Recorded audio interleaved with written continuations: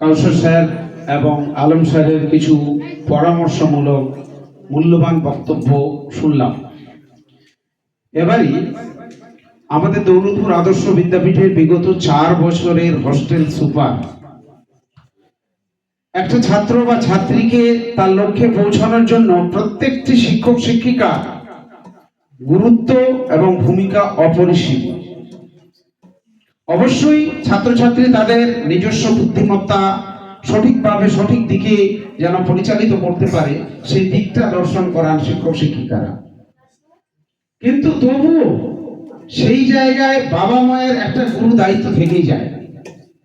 যেহেতু এটা হোস্টেল আবাসিক শিক্ষা প্রতিষ্ঠান, এখানে ছাত্রছাত্রীদের বাবা মারা উপস্থিত থাকেন না, তবুও এই 24 ঘন্টা সময়ের জন্য এই বাবা মায়ের দায়িত্ব যারা পালন করে থাকেন সেটা নিঃসন্দেহে এখানকার আবাসিক শিক্ষক শিক্ষিকারা।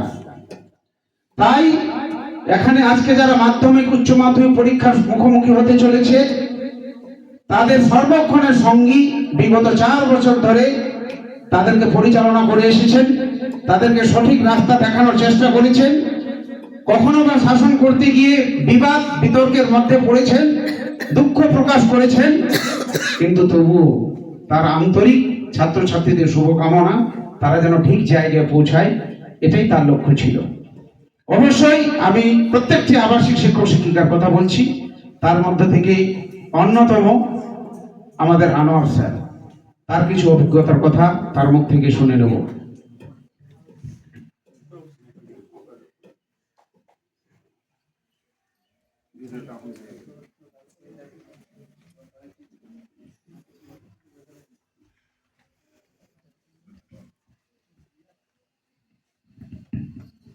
আমার মিডিলে চলে আসো, ওদিকে আলোটা পড়ছে, ছবিটা ভালো আসে।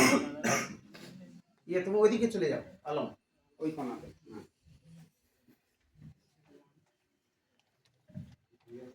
আমাদের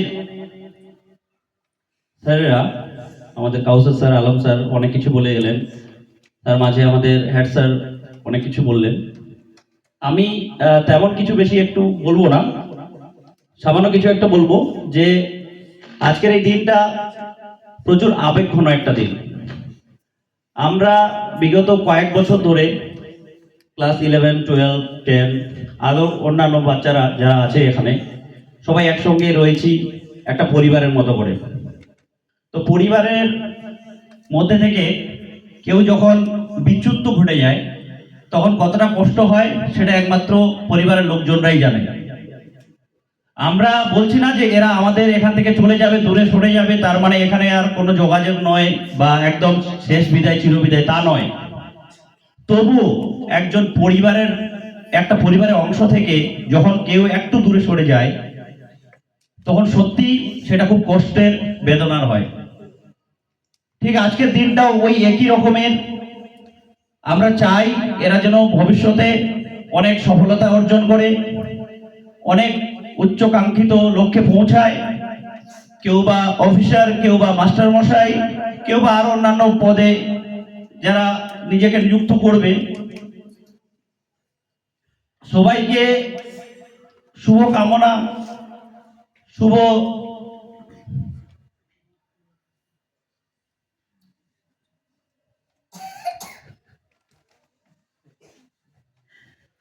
সবাই ভালোভাবে পরীক্ষা দেবে, সবাই এগিয়ে যাও, তোমাদের জীবন অনেক সার্থক হোক, এটাই বলবো।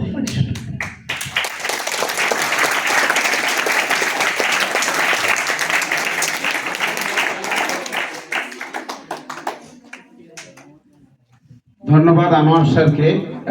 সত্যি আনোয়ার স্যার যেহেতু 24 ঘন্টা থেকেছেন, তার কিছু কিছু ক্ষুদ্র স্মৃতি তাকে তাড়া করে মারছে, তাই তিনি আবেগ সামলাতে পারলেন না।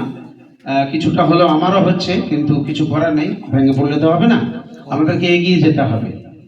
তো যাই হোক, বেশি কিছু বলার দরকার নেই। আজকের দিনটা কিছু স্মৃতি মনে পড়বে, আর এইভাবেই একটা বিষয়ের শেষ হয়, আবার একটা নতুন বিষয়ের জন্ম নেয়, আর এইভাবে আমরা এগিয়ে চলেছি।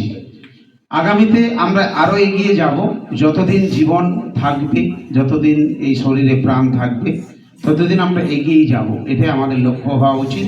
প্রত্যেকটি ছাত্রছাত্রীদের জন্য আমাদের সবার পক্ষ থেকে আন্তরিক দোয়া মহান সৃষ্টিকর্তার কাছে আমি সবাইকে অনুরোধ করব, ছোট বড় সবাইকে অনুরোধ করব, প্রত্যেককে তোমরা নিজ নিজ ইষ্ট দেবতার কাছে, আল্লাহ গড ঈশ্বর ভগবান যিনি থাকুন না কেন, তোমরা এই দাদাদের জন্য দিদিদের জন্য দোয়া করবে, প্রার্থনা করবে, আশীর্বাদ কামনা করবে, তারা যেন সফল হতে পারে এবং আগামী দিনে তোমাদেরকে আরো অনেক বেশি সফলতা নিয়ে আসতে হবে, এই কামনা রাখবো।